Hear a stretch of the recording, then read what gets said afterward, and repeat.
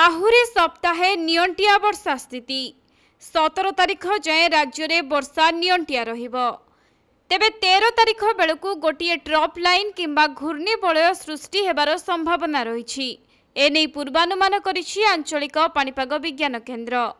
आउ 17 तारिख रे लघुचाप सृष्टि हेबा परे एहा प्रभाव रे 18 तारिख रु राज्य रे वर्षा बढ़िबो एवं दक्षिण ओडिशा रे प्रबलरु अति प्रबल वर्षा हेबार संभावना रही। सेहीपरि 12 तारिख अर्थात आसंता काली ठारू राज्यर किछि जिल्ला रे वर्षा परिमाण बढ़िबा नै आंचलिक पाणीपाग विज्ञान केन्द्र पक्षरु आकलन करा जायछि, जहाकि 12 तारिख मध्याह्न ठारू 13 तारिख सकाळ मध्य रे मयूरभंज, केन्दुझर, सुंदरगढ़, झारसुगुड़ा प्रबल वर्षा हो पारे। परवर्ती 48 घंटा मध्य केन्दुझर, मयूरभंज, रायगड़ा, कंधमाल, कलाहांडी, नवरंगपुर, गजपति एवं गंजाम जिले में प्रबल वर्षा हेबो।